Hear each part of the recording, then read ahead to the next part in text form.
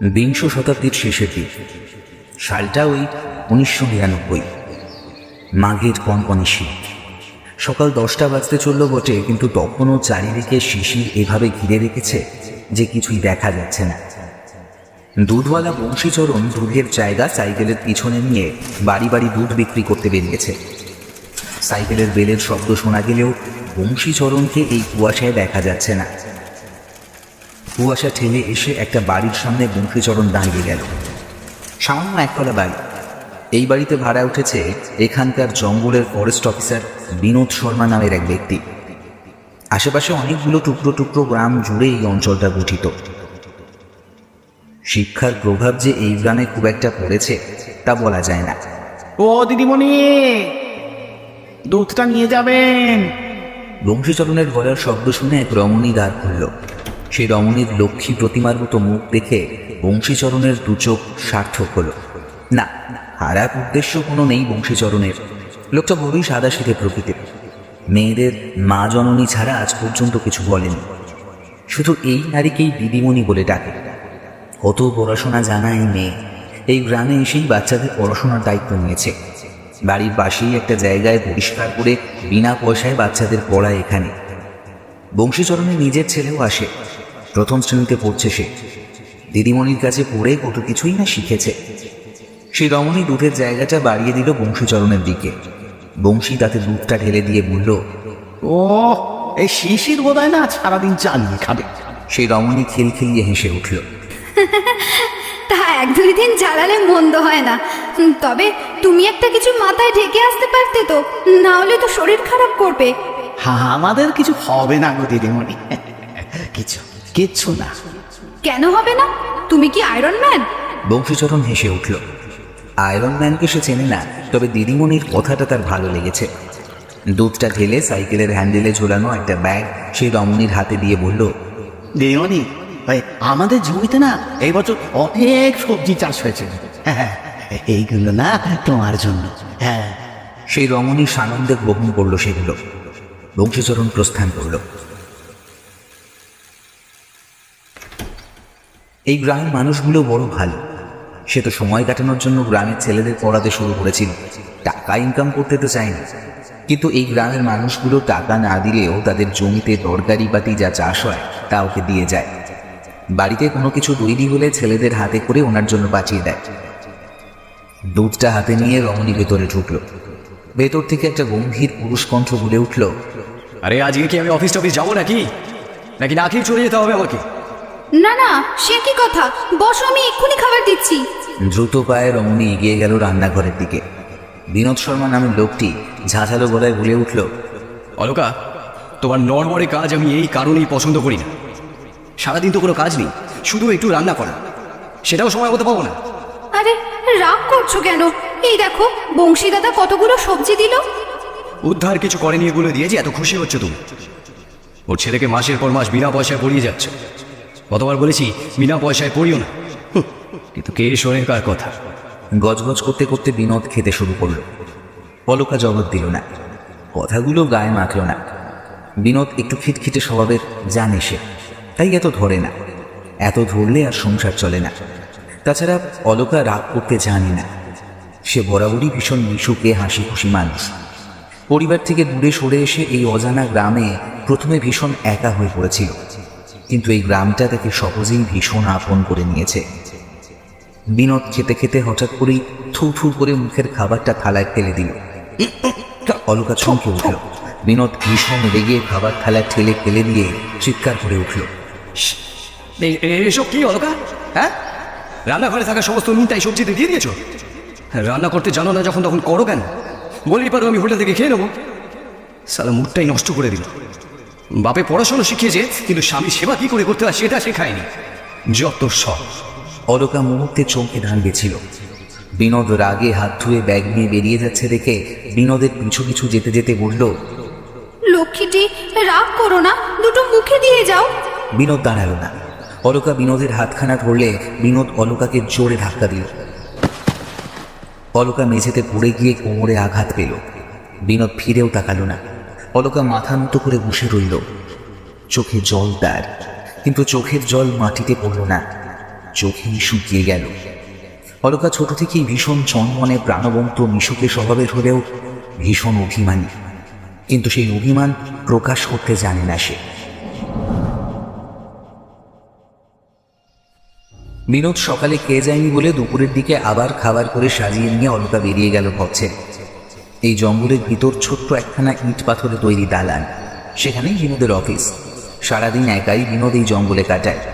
জঙ্গলি প্রাণীর ভয় নেই, তবে জঙ্গলে কেউ না থাকায় অলকার মন সারাদিন ছটফট করতে থাকে। কখন কোন বিপদ ঘটে যায় বলা তো যায় না। বাড়ি থেকে জঙ্গলের দূরত্ব খুব একটা বেশি নয়, 1 থেকে 1.5 কিলোমিটার হবে। জঙ্গল যেখান থেকে শুরু হচ্ছে, অর্থাৎ গ্রামের শেষ প্রান্তে একটা বিরাট বড় বাড়ি তৈরি হচ্ছে। বাড়ির মালিক অবনীন্দ্রনাথ চ্যাটার্জি মিলিটারি অফিসার ছিলেন। তাদের ছেলেমেয়েরাও বেশ বড় চাকরি করে, টাকার অভাব নেই মোটেই। নির্মীয়মান বাড়িটার দিকে কিছুক্ষণ তাকিয়ে থেকে অলকা আবার জঙ্গলের পথ ধরল। জঙ্গলের পথে যেতে যেতে কয়েকজন গ্রামের মানুষের সাথে দেখা হলো। মানুষগুলো অলকার চেনা, তাদের সাথে বেশ কিছুক্ষণ কথা বলে অলকা আবার হাঁটতে শুরু করলো। অফিসের সামনে এসে বিড়বিড় করে বলল, এবার নিশ্চয়ই তুমি আর রাগ করে থাকতে পারবে না। পা টিপে টিপে অলকা অফিস ঘরের সামনে গেল। আরো কয়েক পা ফেলতে যাবে, কিন্তু কিছু ফিসফিস শব্দ শুনে থমকে দাঁড়িয়ে পড়ল। কণ্ঠ দুটো তার ভারী চেনা। অলকা না চেয়েও অফিসের জানলায় চোখ রাখল। জানলা দিয়ে যা দেখলো তাতে অলকার পুরো পৃথিবীটাই থেমে গেল। নিজের চোখে বিশ্বাস করতে অসুবিধে হচ্ছে তার। ঘরের মেঝেতে তখন দুটো উলঙ্গ শরীর নিজেদের কামনা পরিতৃপ্তিতে ব্যস্ত। তাদের একজন তার স্বামী বিনোদ। মেয়েটাকেও সে চেনে, তন্নিদির বোন চূর্ণী। ওর ভাড়া বাড়ির পাশেই তো বাড়ি। তন্নিদি অবনীন্দ্রনাথ চ্যাটার্জির বৌমা। তন্নিদির ছেলে বরুণ তার কাছেই পড়ে। অলকা আর কিছু ভাবতেই পারল না, গলা দিয়ে একটা শব্দও বের হলো না তার। সেই নারী পুরুষের উত্তাম শিক্ষার ধ্বনি ক্রমাগত তার কানে ভেসে আসতে আরম্ভ করল। তাদের কিছু কথাও কানে ভেসে এলো। চূর্ণী বলছে, তোমার বউ তো আমার থেকে বেশি সুন্দর। বিনোদ বিরক্ত হয়ে বলল, হ্যাঁ, ওই রূপখানা দেখেই তো বলেছিলাম, না হলে আর কিছুই নেই। ওর কথা আর বলো না তো তুমি, বাজে মেয়ে একটা। এমনিতেই সকাল সকাল মুখটা একেবারে নষ্ট করে দিয়েছে। চূর্ণী খিলখিলিয়ে হেসে বলল, সেই জন্য বুঝি আমাকে ডেকেছো মুড ঠিক করার জন্যে? বিনোদ কোনো কথা না বলে চূর্ণীর কোমর ধরে আরো কাছে টেনে নিল। চূর্ণীকে গভীর একটা চুম্বন করে গলায় মুখ মুছল। উলঙ্গ দুটো শরীর নিজেদেরকে আরো বেশি কাছে পেতে চাইল। চূর্ণী বিনোদের চুলগুলো ঘেঁটে দিয়ে বলল, আচ্ছা, বিছানায় কে বেশি তোমাকে সুখ দেয়, আমি না তোমার বউ? বিনোদ বিরক্ত হয়ে বলল, আরে ওই মেয়ে ছেলের কথা কেন বলছো বারবার তুমি? ওই মেয়ে ছেলে তো মরার মতো শুয়ে থাকে, কিচ্ছু করতে পারে না। আমি কিছু করতে গেলেই সরে যেতে চাই। ওই মেয়ে ছেলেকে আমার আর সহ্য হচ্ছে না, কি করবো? তাহলে ওকে ছেড়ে দাও, চলো আমরা গিয়ে বিয়ে করে নিই। লুকিয়ে লুকিয়ে আর কতদিন চলবে বলো তো? আমাকেও আমার বাড়ি ফিরতে হবে। কতদিন বাহানা করে দিদির বাড়িতে পড়ে থাকবো বলো? চিন্তা করো না সোনা, আমি শিগগিরই একটা না একটা ব্যবস্থা করব। তখনই অফিসের দরজায় প্রচণ্ড করাঘাত পড়ল। বিনোদ চূর্ণী দুজনেই ভীষণ চমকে উঠল। চূর্ণী মেঝে ছেড়ে তাড়াতাড়ি উঠে বসল। ফিসফিস করে বলল, তুমি যে বলেছিলে কেউ আসবে না আজকে। বিনোদ নিজেও ভীষণ ভয় পেয়েছে। কে এলো? তাড়াতাড়ি জামা কাপড় পরতে পরতে বলল, আমি জানি না, তাড়াতাড়ি কাপড়গুলো পরে নাও। বিনোদ তাড়াতাড়ি উঠে দরজা খুলল। দরজা খুলতেই অলকাকে দেখে ভীষণ চমকে 2 কদম পিছিয়ে গেল। অস্ফুট স্বরে মুখ দিয়ে বেরিয়ে এলো, তুমি? অলকা গুটি গুটি পায়ে ভিতরে এলো। এসেই চুন্নিকে দেখল। চুন্নি ততক্ষণে কাপড়টা পরে ফেলছে। গায়ে ওড়নাটা টেনে অলকাকে দেখে চমকে উঠল। ওর মুখ দিয়েও অস্ফুট স্বরে বেরিয়ে এলো, অলকা দি, তুমি? অলকা একবার বিনোদ আর একবার চুন্নির দিকে তাকিয়েছে, তারপর অফিস ছেড়ে বেরিয়ে এলো।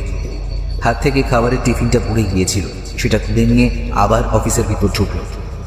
কাচের টেবিলের উপর টিফিন বক্সটা নামিয়ে রাখলো। ঠক করে একটা আওয়াজ হলো। অলকা জানে না কিভাবে কি কথা বলতে হবে। বিনোদ বলতে গেল, অলকা, অলকা শোনো শোনো, অলকা, অলকা আমার ভুল হয়ে গেছে। আমি অলকা বিনোদের মুখের দিকে তাকালো। অনুশোচনার বিন্দুমাত্র লেশটুকু নেই। মৃদু স্বরে বলল, আমাকে বাপের বাড়ি দিয়ে আসবে প্লিজ। আমি ডিভোর্স পেপার পাঠিয়ে দেবো তারপর। অলকা চলেই যাচ্ছিল, বিনোদ অলকার হাত ধরল, ওকে থামিয়ে দিয়ে বলল, অলকা, অলকা, এসব কি বলছো কি তুমি? আমি তোমাকে কেন ডিভোর্স দেবো? অলকা বিনোদের দিকে তাকিয়ে বলল, কেন দেবে না? তুমি তো একটু আগেই বললে আমার একটা ব্যবস্থা করবে, সেই আমি তোমাদের পথ থেকে সরে যাচ্ছি। বিনোদ বলল, অলকা, অলকা শোনো, লক্ষ্মীটি, আমায় ক্ষমা করে দাও, আমি এমনটা কখনো করবো না। অলকা বিনোদের দিকে কিছুক্ষণ তাকিয়ে থেকে বলল, আমার হাতটা ছাড়ো।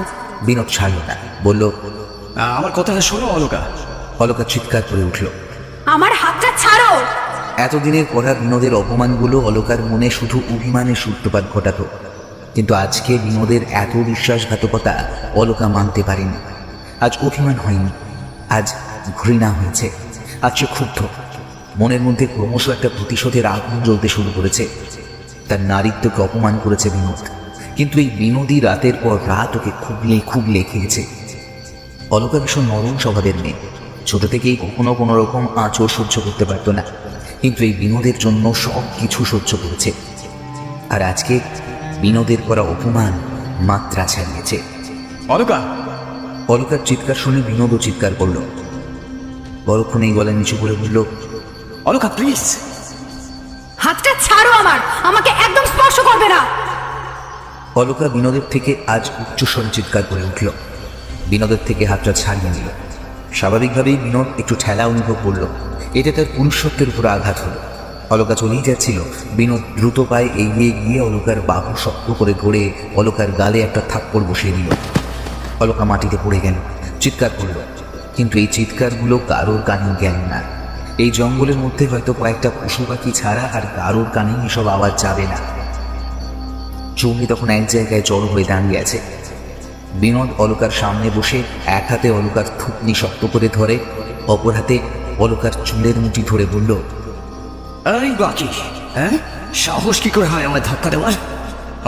আমি পুরুষ মানুষ, আমি যা খুশি করতে পারি, হাজারটা মেয়ের সাথে সম্পর্ক রাখতে পারি, কিন্তু তুই একটা অবলা নারী হয়ে আমার উপর গলার জোর দেখাচ্ছিস?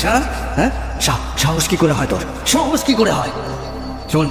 শোন, আজ থেকে তোর চোখের সামনে আমি চুন্নিকে নিয়ে শোবো, আমাদের বেডরুমে ওকে নিয়ে শোবো, কিন্তু তুই কিচ্ছু করতে পারবি না, চুপচাপ দেখবি, বুঝেছিস? কারণ তোর কোথাও যাওয়ার জায়গা নেই। সারা বাপ তো কবেই মুড়ে পটল তুলেছে, আর তোর ভাইরা একটা উটকো বোঝাকে নিশ্চয়ই তাদের ঘাড়ে নেবে না? অলকা ব্যথায় জর্জরিত হয়ে বিনোদের থেকে নিজেকে ছাড়াতে চেষ্টা করল। অলকার চোখে ভীষণ ক্ষোভ, রাগ, জেদ। সেই হাসি খুশি প্রাণবন্ত মিশুকে অলকা যেন এক নিমেষে হারিয়ে গেছে। প্রচন্ড ঘৃণার সহিত বলল, মৃত্যু তো আছেই, আমি মরবো, তবুও তোমার এই মুখোশ আমি টেনে সবার সামনে খুলবই। ছাড়ো আমাকে। আচ্ছা, তাহলে তুই আগেই মরে যা। বিনোদ অলকার গলা শক্ত করে টিপে ধরল। অলকা বারংবার ছাড়া পাওয়ার জন্য ছটফট করতে আরম্ভ করল।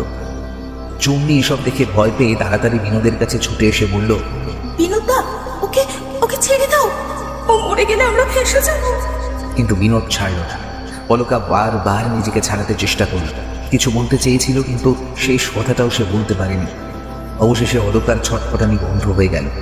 অলকার ছটফটানি বন্ধ হয়ে যেতেই বিনোদ থেমে গেল। এই ঠান্ডাতেও সে ঘেমে গেছে ভীষণ। বিনোদ হাত পা ছড়িয়ে মেঝের উপর বসল। চৌনি অলকাকে ছটফট করতে না দেখে ভীষণ চমকে উঠল। অলকার নাকের কাছে হাত রেখে দেখলো শ্বাস পড়ছে না।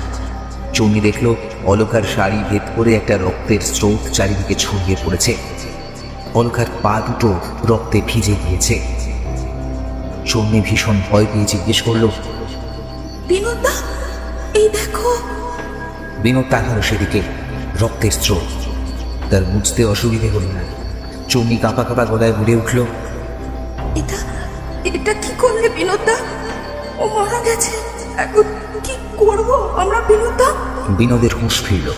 অলকার নাকের কাছে হাত রেখে দেখলো সত্যিই শ্বাস পড়ছে না। কি করবে বুঝতে পারল না। চৌনি কাঁদতে আরম্ভ করলো। বিনোদ ভীষণ রেগে গিয়ে বলল, আরে তুমি চুপ করবে, অত ঘ্যাং করো না, ভাবতে দাও আমাকে। চৌনি ধমক খেয়ে চুপ করে গেল। কিছু মুহূর্ত পর বিনোদ বলে উঠল, আচ্ছা শোনো, বলছি যে তোমার দিদিদের যে নতুন বাড়িটা তৈরি হয়েছে, সেটার মেঝেটা তো এখনো ঢালাই হয়নি, তাই না? হ্যাঁ, আমরা যদি লাশটা সেখানে পুঁতে দিই? কিন্তু লাশটা নিয়ে যেতে যদি কেউ দেখে নেয়? আরে আমরা রাতের অন্ধকারে নিয়ে যাবো। সেদিন রাত নামতেই বিনোদ অলকার লাশটা বস্তায় বেঁধে তৌমিদের নতুন বাড়ির মেঝেতে পুঁতে দিল। তারপর চৌমিকে বলল, এই শোনো, আমাদের সম্পর্কের এখানে ইতি।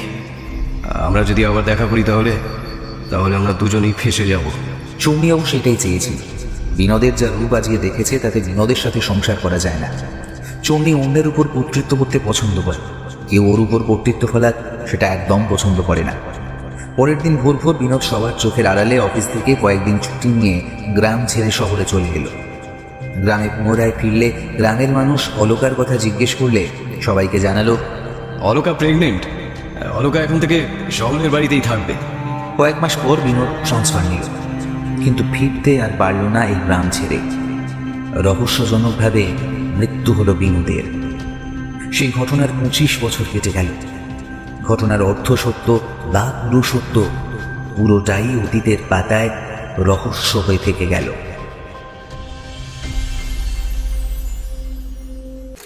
দাদা, আর যেতে পারবো না, এবার আপনাকে হেঁটেই যেতে হবে। রিক্সাওয়ালা ছেলেটার কথায় আমি খানিকটা নরম সরেই বললাম, ভাই আমাকে তো এখান থেকে অনেকটা রাস্তা হাঁটতে হবে, তুমি প্লিজ আর একটু চলো। ছেলেটা একেবারে হাত তুলে নিয়ে বলল, এটা মোটেও সম্ভব নয় দাদা, আমি তো আপনাকে বলে কই এনেছি। কিন্তু কেন? সেটা আমি আপনাকে বলতে পারবো না। নেহাতি পেটের দায়, এই সব কিছু জেনেও এই ভর সন্ধেবেলায় পথে পা দিয়েছি। কি করব বলুন তো, ঘরে পোয়াতি বউ রয়েছে, আর কয়েক মাস পরেই বাচ্চা হবে। তখন তো অনেক খরচ, এখন থেকে টাকা না জমালে তখন যে খুব বিপদে পড়তে হবে। এত সব কথার মাঝে আমার একটা কথায় শুধু আকর্ষিত মনে হলো। ঘরে পোয়াতি বউ, কথাটা শুনে খানিকটা অবাক হলাম। ছেলেটার বয়স কত হবে? বড়জোর 22। এই বয়সে বিয়ে হয়ে গেছে। মেয়েদের কম বয়সে বিয়ের চলটা এখনো রয়ে গেছে জানি, কিন্তু ছেলেদের এত কম বয়সে বিয়ে এখনকার যুগে সেরকম দেখা যায়। খানিকটা অবাক হয়ে জিজ্ঞেস করলাম, এত তাড়াতাড়ি বিয়ে? ছেলেটা হাসলো। অন্ধকারে সেরকম স্পষ্ট দেখতে না পেলেও বুঝলাম ছেলেটা খানিকটা লজ্জাই পেয়েছে। বলল, প্রেম করে বিয়ে দাদা, বুঝতেই তো পারছেন, পালিয়ে বিয়ে করেছিলাম। না হলে আমাদের মতো রিক্সাওয়ালাকে কেই বা মেয়ে দেবে বলুন? আমার বউ তো এই বছর মাধ্যমিক দিল, বেশ ভালো রেজাল্ট করেছে জানেন। আমার ইচ্ছে ওকে আরও পড়ানো, কলেজে যাবে ও। আমারও তো ইচ্ছে ছিল, ওই আর যেতে পারলাম। বাবাও চলে গেলেন, তখন আমাকেই পেটের দায় বাবার রিক্সা নিয়ে পথে নামতে হলো। আমার মা বোনকেও তো দেখতে হবে। তাহলে এত তাড়াতাড়ি বিয়ে করলে কেন? তুমি তো রিক্সা চালিয়েও নিজের পড়াশোনা চালাতে পারতে।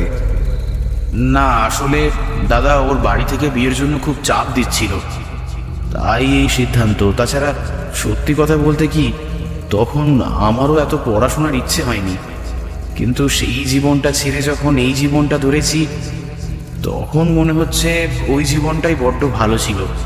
একটু মন লাগিয়ে পড়াশোনাটা করতে পারলে হয়তো ভালো কিছু করতেও পারতাম। ছেলেটার কথাগুলো শুনে আমি খানিকটা অবাক হলাম। এটা অবশ্যই সত্যি কথা। স্কুল জীবনটাকে খুব বেশি মিস করি। এই ছেলেটাও আমারই বয়সী, হয়তো আমি বছর দুয়েকের বড়ই হব। ছেলেটা এবার সত্যিই রিক্সা থেকে নেমে এলো। কথায় কথায় আরেকটু রাস্তা এগিয়ে এসেছি।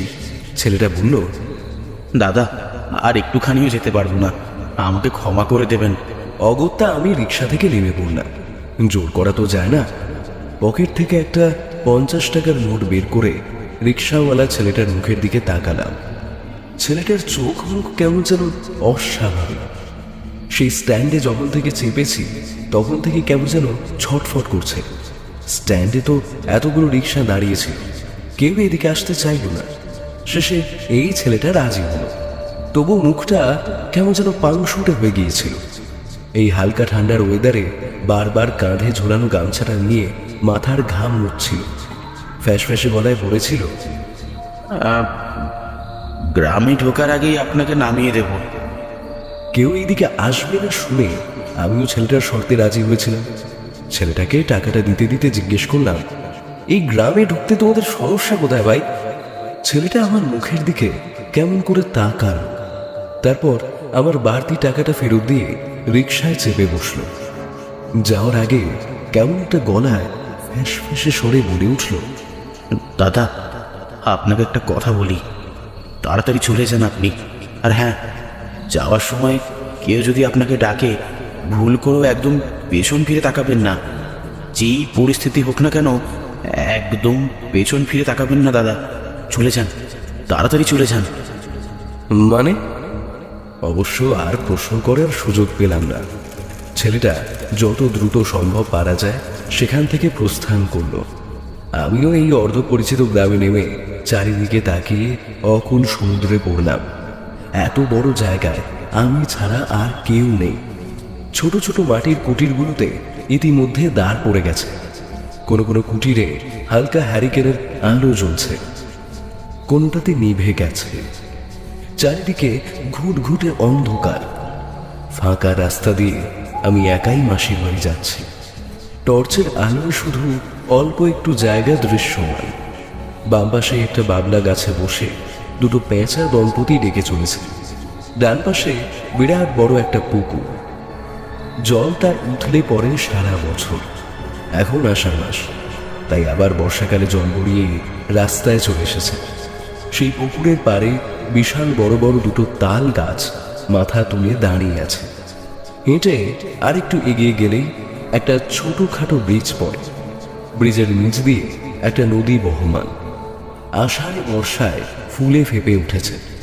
নদীর জল ব্রিজের উপর উঠে গেছে। রাস্তাটা আমার খুব একটা চেনা নয়। এখানে আমার মাসির বাড়ি। আগে দু একবার এসেছে বটে, কিন্তু মাসিরা শহরে বাড়ি করার পর সেভাবে আর আসা হয়নি। কাল আমার মাস্তুতো দাদার বিয়ে, সেই উপলক্ষে এখানে আসা। সদ্য ইঞ্জিনিয়ারিং পাশ করে কলেজ ক্যাম্পাসিংয়ে একটা কোম্পানিতে ঢুকে গেছি, ব্যাঙ্গালুরু পোস্টিং। চাকরি মাস তিনেকের মধ্যেই ছুটি পাবো এটা খুব একটা আশা ছিল না, তবে ভাগ্যক্রমে ছুটিটা পেয়ে গেছি। আজকে ডিউটি সেরে প্লেনে করে কলকাতা। সেখান থেকে আর বাড়ি যাইনি, সোজা মাসির বাড়ির পথ ধরেছি। মাস্তুতো দাদারা শহরে বাড়ি করলেও দাদার ঠাম্মির ইচ্ছে বিয়েটা তাদের গ্রামের বাড়ি থেকেই হোক। সে কারণেই এখানে বিয়েটা হচ্ছে। মা, বাবা, বোন সবাই আগে চলে এসেছে। আমি বোধহয় একমাত্র দেরিতে আসছি। অবশ্য আমার এই আশাটার ব্যাপারে কেউ এখনো জানে না। সারপ্রাইজ দেবো বলে কাউকে জানাইনি। কলকাতা থেকে বাস নিয়ে সোজা এখানে। রিক্সার ছেলেটা আমাকে এই গ্রামে একা নামিয়ে দিয়ে চলে যাওয়ার পর মনে হচ্ছে ওদের খবরটা জানানো উচিত ছিল। অন্তত এরকম একা মনে হতো না। কয়েক কদম পা যেতেই আমার ঠিক সামনে থেকে ডানা ঝাপটে বিশাল বড় একটা পাখি উড়ে গেল। আমি খানিকটা চমকে দুই কদম পিছিয়ে গেলাম বটে। বুকে হাত দিয়ে জড়িয়ে একটা নিঃশ্বাস ফেলে নিজেকেই বললাম, ধুর, এই সামান্য ব্যাপারে কেউ ভয় পায়? জিন্সটা ভালোভাবে গুটিয়ে নিয়ে ব্রিজের উপর উঠলাম। পা ভর্তি জল। বুট জুতোটা খোলার অভাবে সম্পূর্ণ ভিজে গেল। নদীর জলে টর্চের আলো ফেলতে নদীর জলে ভেসে থাকা মাছের দল একসাথে জলে ডুব দিল। আমার ইচ্ছে হলো ছবি তোলার, কিন্তু অপরিচিত জায়গায় আর সাহস হলো না। ব্রিজ পেরিয়ে পড়ল কৃষকদের চাষ জমি। এই জায়গাটাতে নাকি আগে অনেক গাছ ছিল, কিন্তু তার বিস্তৃতি অনেকখানি কমে এসেছে। মাসিদের বাড়িটা যখন তৈরি হয়েছিল তখন এখানে একটাও বাড়ি ছিল না, কিন্তু এখন চারিদিকে বাড়িতে ভর্তি। একতলা হোক, মাটির চালা হোক, অনেকগুলো বাড়ি মাথা তুলে দাঁড়িয়ে রয়েছে। ওই তো আর একটু গেলেই মাসির বাড়ি পড়বে। মাসির বাড়িতে বিয়ে বাড়ি উপলক্ষে আত্মীয়দের ভিড় জমেছে। তাদের কথাবার্তার আওয়াজ এখানে অবধি শোনা যাচ্ছে। সারা বাড়িতে জ্বলতে থাকা আলোর মৃদু বেশ এখানে অবধি পড়ছে। হঠাৎ কারোর গোয়াল ঘর থেকে সমস্ত গরু ছাগল একসাথে ডেকে উঠল। আমি ভীষণ ভয় পেয়ে গেলাম। ছুটতে ছুটতে সোজা মাসির বাড়ির গেটের কাছে এসে থামলাম। চারিদিকে তাকালাম। এতক্ষণ পর মানুষের দেখা সাক্ষাৎ পেয়ে যেন আমার মনটা আবার সাহসে পরিপূর্ণ হয়ে উঠল। হাঁটুতে ভর দিয়ে জোরে জোরে শ্বাস ফেলতে আরম্ভ করলাম। এই ছোকরা, তুমি বুঝি এই বাড়ির কুটুম গো? একটা মাঝবয়সী নারীর গলার আওয়াজ শুনে চমকে তৎক্ষণাৎ পিছু ফিরলাম। দেখলাম সাদা শাড়ি পরিহিতা এক নারী লাঠিতে ভর দিয়ে দাঁড়িয়ে রয়েছে। বয়স খুব একটা নয়, কিন্তু এই বয়সে কোমর পড়ে গেছে, লাঠির প্রয়োজন হয়েছে। আমি খানিকটা ইতস্তত বোধ করে বললাম, হ্যাঁ হ্যাঁ, আপনিও কি? সেই মাঝবয়সী নারী কেমন রহস্য করে বলে উঠল, না গো, আমি এই গ্রামেই থাকি, বহু বছর ধরে রয়েছি। আমার যে যাবার কোথাও জায়গা নেই গো, আমার সাথে কেউ কথাও বলে না গো। আমার সেই মাঝবয়সী নারীর গলা শুনে ভারী কষ্ট হলো। আমি কিছু বলতে যাব তার আগেই দরজা খুলে গেল। আমি দরজার দিকে তাকালাম। কে ওখানে? কে? মেশুর গলার আওয়াজ শোনা গেল, সাথে দাদাও আছে। দুইজনেই আমাকে দেখে ভীষণ অবাক হয়েছে বুঝলাম। আমি ওদের দিকে এগিয়ে হেসে বললাম, আমি অরুণ মেশো। মেশু বলল, তুই এত রাতে? আমরা তো কি চমকে দিলাম তো? তোমাদের সারপ্রাইজ দেওয়ার জন্যই কিছু বলিনি মেশো। দাদা বলল, চমকে তো দিয়েছিস, কিন্তু আমাদের একবার বলা উচিত ছিল তোর। আমরা গিয়ে নিয়ে আসতাম, পথ যদি বিপদ আপদ হয়ে যেত। দাদা, আমি এখন বড় হয়েছি, তাই তো চিন্তা করতে হবে না। এখন চল ভেতরে যাওয়া যাক। বাড়িতে সবাই নিশ্চয়ই আমাকে দেখে চমকে উঠবে। হ্যাঁ, তা উঠবে, কিন্তু তুই এইমাত্র বাড়িতে না ঢুকে দরজায় কার সাথে গল্প করছিলি? দাদার কথা শুনে আমার সেই মাঝবয়সী নারীর কথা মনে পড়ল। আমি পিছু ফিরে বললাম, এই তো এই মহিলা। আমি কাউকে দেখতে পেলাম না, কেউ নেই। হঠাৎ করে যেন সেই মাঝবয়সী নারী উবে গেছে। আমি ডাকলাম কয়েকবার তাকে, কিন্তু কোনো সাড়া পাওয়া গেল না। মিশু বলল, নিশ্চয়ই চলে গেছে, চল ভেতরে চল। দাদা আমার কাঁধ থেকে ব্যাগটা নিল। আমি বাড়িটার দিকে ভালোভাবে তাকিয়ে বাড়ির ভেতরে পা রাখলাম। ঠিক সেই মুহূর্তে আমার সারা শরীর জুড়ে একটা শীতল স্রোত বয়ে গেল। কানে কানে ফ্যাঁস ফ্যাঁসে গলায় কোনো নারী কণ্ঠ বলে উঠল, তুমি এসেছ? আমি তো এতকাল তোমার জন্যই অপেক্ষা করে গেছি। এবার আমার প্রতিশোধ পূরণ হবে, আমি মুক্তি পাবো এবার। আমি চমকে উঠে দাঁড়িয়ে পড়লাম। আমাকে হঠাৎ করে দাঁড়িয়ে পড়তে দেখে দাদা জিজ্ঞেস করল, কি হলো রে? আমি আশেপাশে তাকিয়ে বললাম, কই কিছু না তো। আমারই মনের ভুল হবে হয়তো। চলো ভেতরে যা। বাড়ির ভেতরে তো প্রবেশ করলাম, কিন্তু আমার মনের মধ্যে একটা শঙ্কার উদয় হলো। আমার বারবার মনে হলো কোনো শীতল দৃষ্টি আমাকে অনবরত দেখে চলেছে। তার সেই দৃষ্টি আমাকে যে কোনো সময়ে মসৃণ করে দিতে পারে। এই রাতের বেলায় হঠাৎ করেই আমার উদয় হওয়ায় সবাই একটু চমকে উঠলো বটে। মা ভীষণ রেগে গিয়ে বলল, তুই একা এলি কেন? আমাদের জানাসনি কেন? আমি বললাম, তাহলে কি তোমাদের এভাবে চমকে দিতে পারতাম? মায়ের কথা এত সহজে শেষ হতো না। তার আগেই মাসিকে বললাম, ও মাসি, কিছু খাবার দাও, খুব খিদে পেয়েছে গো। সেই 11টার দিকে খেয়েছি, তারপর থেকে পেটে কিছুই পড়েনি। না খেয়ে আছি শুনে সবার তোড়জোড় শুরু হয়ে গেল। সত্যি বলতে নিজের বাড়ি, মাসির বাড়ি, মামার বাড়ি সবার কাছে আমি ভীষণ আদরের। জন্মের সময় যা ভেলকি দেখিয়েছি তাতে নাকি সবাই আমাকে নিয়ে ভয়েই থাকে। মাসি আমার জন্য 4-5 রকমের মিষ্টি নিল। বিয়ে বাড়ি এত মিষ্টি থাকা স্বাভাবিক, কিন্তু মিষ্টিটা আমার ঠিক পছন্দ নয়। তবে খিদের চোটে না করলাম না। ফ্রেশ হয়ে মিষ্টিগুলো উদরস্থ করে ভাই বোনদের আড্ডাখানায় গিয়ে বসলাম। গল্প করতে করতে একটা বালিশ আঁকড়ে শুয়ে পড়েছিলাম। সারাদিন ক্লান্তির কারণে চোখটা লেগে গিয়েছিল, কিন্তু হঠাৎ করে একটা বিকট শব্দ শুনে উঠে পড়লাম। সারা ঘর তখনও আলোকিত। বেশিক্ষণ ঘুমাইনি, বেশ বুঝতে পারলাম। তবে সারা ঘরে পরিচিত কাউকে দেখতে পেলাম না। হয়তো আমি ঘুমিয়ে পড়েছি বলে আর জাগাইনি। বিছানা ছেড়ে চোখ কচলাতে কচলাতে বেরিয়ে এলাম ঘর ছেড়ে। কিন্তু অবাক হলাম, ঘরের বাইরেও জনমানবের দেখা সাক্ষাৎ নেই। এমনকি কারণ গলার আওয়াজ পর্যন্ত শোনা যাচ্ছে না। মা! আমি মায়ের নাম ধরেই ডাকলাম। সারা বাড়িতে কেউ নেই কেন বুঝলাম না, তবে মায়ের নাম ধরে ডাকলে মনে হয় মা সবসময় আমার সাথেই আছে। বিপদে সবার আগে মাকেই মনে পড়ে। মনে হয় মা যতই শারীরিক দিক থেকে দুর্বল হোক না কেন, শত্রু যতই শক্তিশালী হোক না কেন, একমাত্র মা তার হাত থেকে আমাকে রক্ষা করতে পারবে। মা নামের শব্দটার জোরেই এরকম। আমি ধীর পায়ে অন্দরমহল ছেড়ে বিশাল বড় উঠোনে এলাম। পুরোনো দিনের বাড়ির ডিজাইনগুলো এরকম। তাছাড়া বুমুন দাদার দাদু খুব সুন্দরভাবে বাড়িটা তৈরি করেছিলেন। উঠোনের ঠিক মাঝখানে অবস্থান করছে তুলসী মন্দির, যেখানে প্রদীপ এখনো জ্বলজ্বল করছে। তুলসী মঞ্চের মাথায় অবস্থানরত তুলসী গাছটি আপন গতিতে দোদুল্যমান। হঠাৎ একটা দমকা হাওয়ায় দরজা খুলে গেল। আমি চমকে সেদিকে তাকালাম। সেই দমকা হাওয়ায় প্রদীপ নিভে গেল। উঠোনের দরজা থেকে কারোর পায়ের শব্দ শোনা গেল। কেউ বাড়িতে প্রবেশ করছে।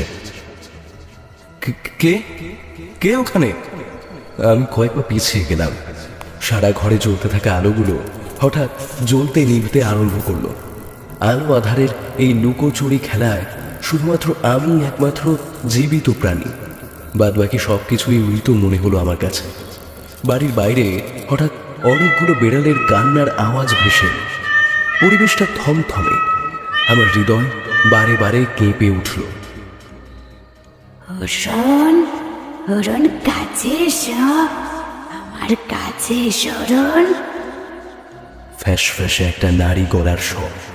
আমি আশেপাশে তাকালাম, কারোর অস্তিত্বই নেই। কে কে ডাকছে আমায়?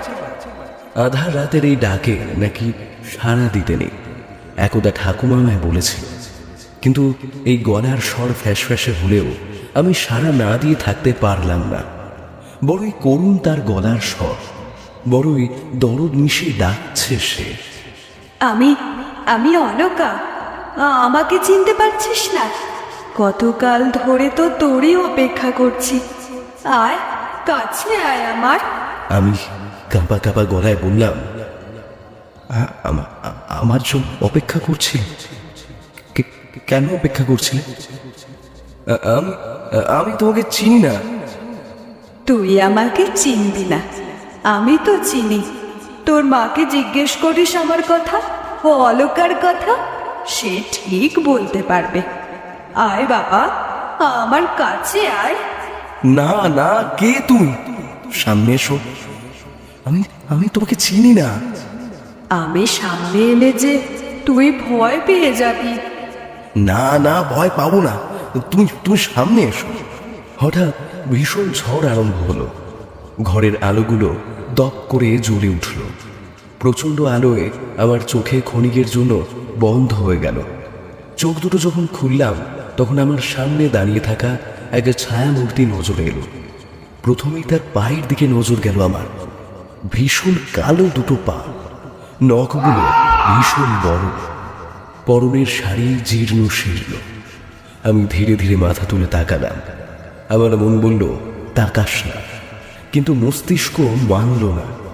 বিপদ বুঝতে পেরেও আমি তাকালাম তার দিকে। সঙ্গে সঙ্গে ভীষণ জোরে চিৎকার করে মেঝেতে পড়ে গেলাম।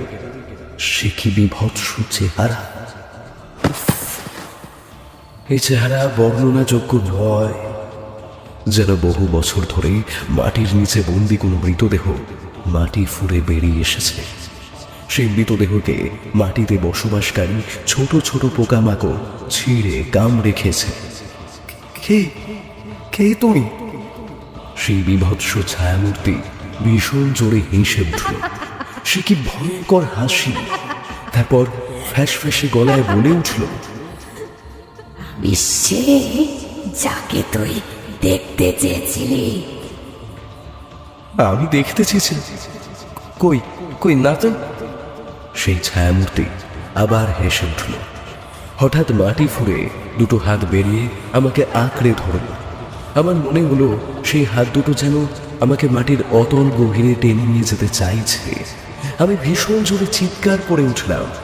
সেই ছায়ামূর্তি ভীষণ জোরে হাসতে হাসতে কেঁদে উঠল। বলল, ঠিক এই জায়গাটাতে আমাকে দিয়েছিল ওরা। আমার আমার বেঁচে থাকার আকুতি ওদের চোখে পড়েনি। আমার গর্ভের সন্তানকে ওরা বাঁচতে দেয়নি। কি ভেবেছে ওরা? ওরা এত সহজে পার পেয়ে যাবে? কিছুতেই না, কিছুতেই না। একজন মরেছে, কিন্তু কিন্তু আমার প্রতিশোধ এখনো রয়ে গেছে। এত বছর পর আমি সুযোগ পেয়েছি। মায়ের সামনে সন্তানকে মরতে হবে। সেদিন আমার আকুতি ওদের চোখে পড়েনি। আজকে ওদের আকুতিও আমার চোখে পড়বে না। আমি বাঁচার আপ্রাণ চেষ্টা করছি, কিন্তু কেউ আমাকে এতই জোরে আঁকড়ে ধরে রেখেছে যে আমি শ্বাস নিতে পারছি না। আমাকে তার সাথে মাটির তলে নিয়ে যেতে চাইছে। ছোট ছোট পোকামাকড় আমার শরীরে ছেড়ে দিয়েছে। আমার মনে হচ্ছে তারা যেন আমার মৃত্যুর অপেক্ষায় আছে। না! ভীষণ জোরে চিৎকার করে উঠে বসলাম আমি। চোখ খুলে আশেপাশে ভাই বোনদের দেখে অবাক হলাম। এ কি, আমি কোথায়? আমি এখানে কেন? আমি একটু আগে তো উঠোনে ছিলাম। সবাই আমার দিকে অবাক হয়ে তাকিয়ে আছে। অবাক হবারই কথা, এত জোরে চিৎকার করে জেগে উঠেছি। আমার বোন রুমি জিজ্ঞেস করলো, কি হয়েছে দাদা ভাই? এভাবে চিৎকার করলি কেন তুই? আর এরকম ভাবে তুই ঘেমে গেছিস কেন? আমি কপালে গলায় হাত দিয়ে দেখলাম পুরো ঘেমে নেই একাকার। কপালে থেকে ঘামটা হাতটা দিয়ে মুছে বিছানা ছেড়ে নেমে দাঁড়ালাম। বললাম, ও কিছু না, আমার গরম লাগছে না, স্নান করব। কাউকে কিছু বলার সুযোগ না দিয়ে ঘর ছেড়ে বেরিয়ে এলাম। ঘরে এসে ব্যাগ থেকে এক সেট জামা বের করে সোজা বাথরুমে ঢুকলাম। কিছুক্ষণ আগের স্বপ্নটার কথা মনে পড়লে বমি চলে আসছে। নিজের পুরো শরীরে এখনো সেই পোকামাকড়গুলোর উপস্থিতি অনুভব করতে পারছি। আজ রাত পোহালে কালকেই বিয়ে, তার মধ্যে এসব স্বপ্ন। শাওয়ারটা চালিয়ে দিয়ে আমি দেওয়ালে মাথা রাখলাম। হঠাৎ করে এরকম একটা বাজে স্বপ্ন দেখার কারণ বুঝতে পারলাম না। শাওয়ারের ঠান্ডা জল আমার সারা শরীর ভিজিয়ে দিল। হঠাৎ শাওয়ার থেকে জলের বদলে সেই ছোট ছোট পোকামাকড় আমার গায়ের উপর এসে পড়তে লাগলো। আমাকে সারা শরীর কামড়ে ছিঁড়ে নিতে শুরু করলো। আমি ভীষণ জোরে চিৎকার করে উঠলাম। আমার চিৎকার শুনে সবাই বাথরুমের দরজায় এসে আঘাত করলো। ওরও কি হয়েছে? মায়ের গলার আওয়াজ শুনে তাড়াতাড়ি টাওয়াল জড়িয়ে দরজা খুলে দিলাম। ভীষণ ভয়ে তখন আমার অবস্থা খারাপ। আমার শরীরের দিকে তাকালাম, কোনো পোকামাকড় নেই, কিন্তু আমি স্পষ্ট দেখেছি মা ততক্ষণে বাথরুমে প্রবেশ করে আমার একই প্রশ্ন জিজ্ঞেস করলো, কি হয়েছে ওরও? আমি মায়ের ভীতু চেহারা দেখে থতমত ভাবটা কাটিয়ে বললাম, কিছু না মা, তুমি ভয় পেও না, আমি ঠিক আছি। জামাটা গায়ে গলিয়ে আমি বাথরুম ছেড়ে বাইরে বেরিয়ে এলাম। এসেই সবার প্রশ্নের সম্মুখীন হলাম। আমি কি জবাব দেব খুঁজে পেলাম না। মেশোর দিকে তাকিয়ে জিজ্ঞেস করলাম, মেশো, তোমরা কি ট্যাঙ্কি পরিষ্কার করো না? মেশো জবাব দিল, এমন কথা বলছিস কেন? অরুণের বিয়ে উপলক্ষে পুরো বাড়ি পরিষ্কার করা হয়েছে। এই কথার পরে আমার আর কি বলা উচিত বুঝলাম না। কাউকে কিছু না বলে নিজের ঘরে চলে এলাম। রাত 11টা বাজতে চলেছে, কিন্তু কারোর চোখে ঘুম নেই। কালকে সবার ব্যস্ততার কারণে আজকে কিছু কাজ এগিয়ে রাখতে চাইছে হয়তো। রাতের বেলায় ঘুম এলো না কিছুতেই। পাশেই বরুণদা আর তরুণ ঘুমিয়ে আছে। বরুণদা আর তরুণ দুই ভাই। তরুণ আমারই বয়সী, তবে ছেলেটা ছোট থেকেই ভীষণ চুপচাপ, পড়াশোনা নিয়ে মেতে থাকতে ভালোবাসে। আমি কোথায় ইঞ্জিনিয়ারিং পাশ করে চাকরিতে ঢুকে গেছি, সেখানে ও এখনো বই মুখে থাকে। IIT মুম্বাই ফিজিক্সে MSc করছে, PhDও করবে। ছেলের পড়ার ভীষণ ইচ্ছা। বরুণ দাদা এত পড়ায় মনোযোগী ছিল না কখনোই, তবে ব্যবসায়ী মাথা, বিরাট বড় শাড়ির ব্যবসা। পড়াশোনার এই 3 ক্যাটাগরির মাঝে আমি একমাত্র মধ্যবিত্ত।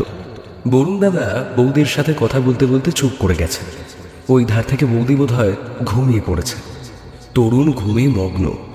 আমাকে নড়চড় করতে দেখে বরুণ দাদা ফোনটা কেটেই বলল, কিরে, ঘুম আসছে না নাকি? কালকে আমার বিয়ে, আমার ঘুম আসবে না স্বাভাবিক, তোর আবার কিসের চিন্তা? আসার পর থেকে কেমন যেন অন্যমনস্ক হয়ে আছিস। আমি উঠে বসে বললাম, কিছু হয়নি গো, তোমরা কথা বলো। বরুণ দাদা দীর্ঘশ্বাস ফেলে বলল, জানিস, আজ একজনের কথা খুব মনে পড়ছে। আমি খুব উৎসাহী হয়ে জানতে চাইলাম, কার কথা গো? পুরনো কোনো প্রেমিকা বুঝি? দূর, কি যে বলিস না, আমার ছোটবেলার টিচারের কথা। পড়াশোনায় খুব একটা ভালো আমি কখনোই ছিলাম না, সবসময় পড়াশোনা থেকে পালাতে চেয়েছি। কিন্তু ওই একটা মানুষকে মনে পড়লেই পড়ার একটা ইচ্ছে হতো। দিদিমণি খুব ভালো কথা বলতে পারতো জানিস। আমার তখন বেশি বয়স নয়, তবুও খুব ভালোভাবে মনে আছে তাকে।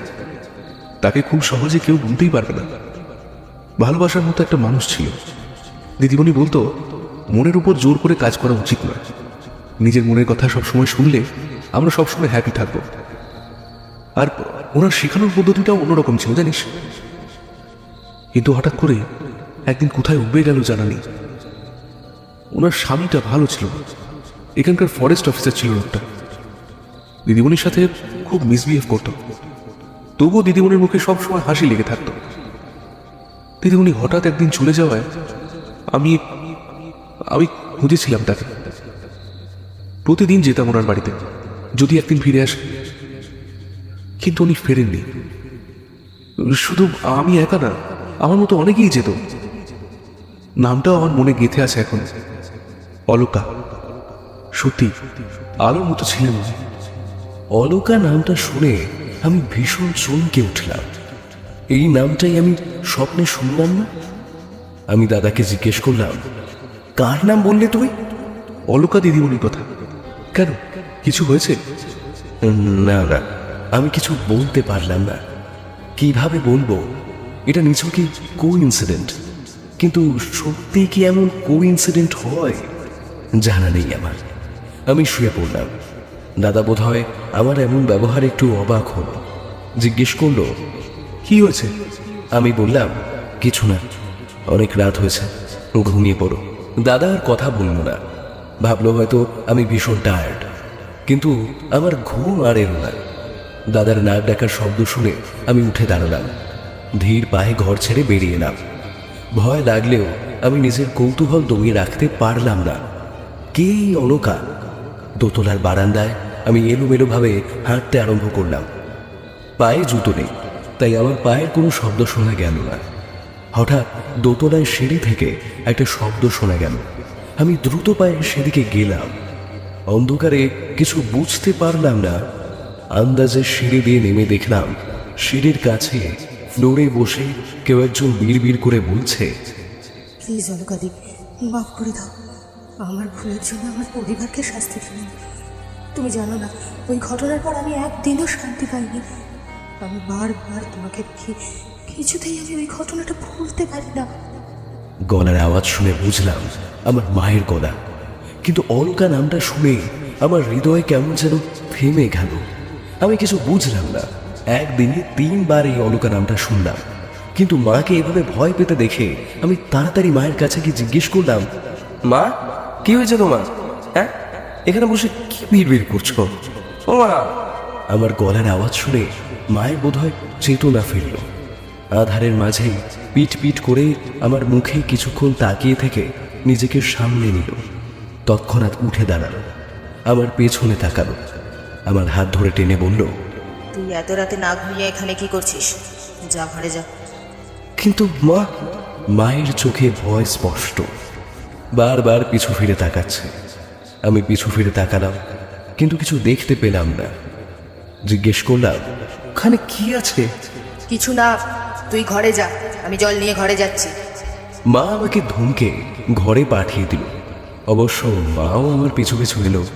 হঠাৎ একটা দমকা হাওয়া আমাকে স্পর্শ করল। একটা মিষ্টি মধুর কণ্ঠে মায়াবী স্বরে হাসতে হাসতে বলল, ভূত পিছু ছাড়ে, ভবিষ্যতে ও বার ফিরে আসে, তোমাকে তাড়না করে যায়, তোমাকে মনে করিয়ে দেয় তোমার করা সমস্ত ন্যায় অন্যায়ের কথা। কথাগুলো শুনে আমি চমকে উঠলাম। এমন কথার কারণ বুঝলাম না। কিন্তু মনের মধ্যে একটা প্রশ্ন বারবার তীরের মতো বিঁধতে আরম্ভ করলো, কে এই অলকা?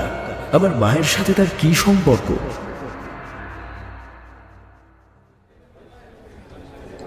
এই দাদা ভাই, কি ভাবছিস বলতো তুই? বলুন দাদাকে তাড়াতাড়ি রেডি হতে বল না ভাই, প্লিজ। আর কতক্ষণ ওইভাবে অপেক্ষা করবো বলতো আমরা? এতে তো আমাদের সমস্ত সাজই নষ্ট হয়ে যাচ্ছে। রুমির এসে আমার হাত ধরে টানাটানি করতে আরম্ভ করলো। বরযাত্রীর জন্য আমরা তৈরি হয়ে গেছি। শুধু বরুণ দাদারই হয়নি এখন, তার নাকি শখ হয়েছিল এখনকার তৈরি রেডিমেড ধুতি ছেড়ে সত্যিকারের ধুতি পরবে। আর সেই ধুতি নিয়ে যত গন্ডগোল, সবাই তো বরুণ দাদার উপর রেগে খাপ্পা। মাসি তো চিৎকার করে বলছে, এই ছেলে হবার পর থেকেই আমার হাড়মাস জ্বালিয়ে খেলো, আজ গেও ছাড়লো না। অদ্ভুত যত শখ। 15 মিনিটের মধ্যে যদি তুই ওই ধুতি না পড়তে পারিস তাহলে তোকে আর বিয়ে করতে যেতে হবে না বলে দিলাম, ইত্যাদি ইত্যাদি। দাদাও মাসির হুঙ্কারে ভীষণ ভয় পেয়েছে। ভয় পেয়ে বাবাকে বলছে, মেশো, যা পারো পরিয়ে দাও। কিন্তু বাবা ভয় পাচ্ছিল যদি ধুতিটা খুলে যায়। দাদা বলল, গেলে যাবে। রুমে খিলখিলিয়ে এসে উঠে বলল, তাহলে বরুণ দাদার শ্বশুর বাড়ির লোকের সামনে বরুণ দাদার সব মান সম্মান একেবারে শেষ। রুমির কথায় বরুণ দাদা বেজায় মুখ করলেও আমরা ভীষণ জোরে হেসে উঠলাম। সত্যি বরুণ দাদা অদ্ভুত একটা মানুষ। এই আধুনিক যুগে এরকম অদ্ভুত ইচ্ছে কার থাকে ভাই? হ্যাঁ, ধুতি আমাদের ভারতের পোশাক হলেও আমরা কবে সেই পোশাক ছেড়ে এসেছি। আমরা এখন বিদেশি আনায় মত্ত। অবশেষে অনেক যুদ্ধের পর বরুণ দাদা প্রস্তুত। মাসি বরুণ দাদাকে গাড়িতে বসিয়ে দিল, আমিও গেলাম বাসে বসতে। বরের গাড়িতে এত জায়গা নেই, তাছাড়া ওই ছোট গাড়িতে আমার ভীষণ সাফোকেশন হয়। বাসে চাপার জন্য আমি পা তুলতে যাব, তখনই আমার চোখ গেল খানিকটা দূরে। ওটা মা নয়? এই মুহূর্তে মা জঙ্গলের দিকে কেন যাচ্ছে? আমি বাসে না চেপে তাড়াতাড়ি মায়ের পিছু পিছু ছুটে গেলাম। মাকে বারবার ডাকলাম, কিন্তু মা সাড়া দিল না। আমি মাকে বারবার ধরতে চেষ্টা করছি, কিন্তু এই দূরত্ব যেন শেষই হতে চাইছে না। ছুটতে ছুটতে কখন জঙ্গলের গভীরে চলে এসেছি বুঝতেই পারিনি। চারিদিকে অন্ধকার, সামনে মায়ের মতো সেই ছায়ামূর্তি দাঁড়িয়ে রয়েছে। মা! আমি ডাকলাম তাকে, তিনি পিছু ফিরলেন। কিন্তু এ কি? এটা তো মা নয়। কে মায়া বেরিয়ে? কাঁপা কাঁপা গলায় জিজ্ঞেস করলাম, কে তুমি? তিনি হেসে উঠলেন। কারোর হাসি এত চমৎকার হতে পারে আমি মোটেও বুঝতে পারিনি। হঠাৎ একটা নীল আলোয় চারিদিক আলোকিত হয়ে উঠল। সামনে তাকাতেই আমি একটা ভাঙাচোরা ঘর দেখলাম। ক্রমশ যেন সেই ভাঙাচোরা ঘরটা যেন সম্পূর্ণ ঠিক হয়ে গেল। আমি নিজের অজ্ঞাতে সেই ঘরে গিয়ে প্রবেশ করলাম। আমার চোখের সামনে একজন অপরিচিত পুরুষের চেহারা ভেসে উঠল। আমি ব্যক্তিকে চিনি না, কখনো দেখিনি। সেই পুরুষের সাথে ঘনিষ্ঠ অবস্থায় থাকা নারীকে চিনতে অসুবিধা হল না।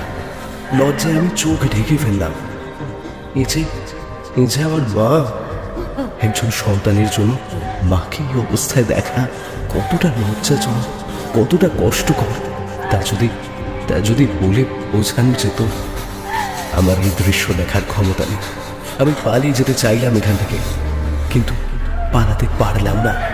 ক্রমশই দৃশ্যপট পরিবর্তন হলো।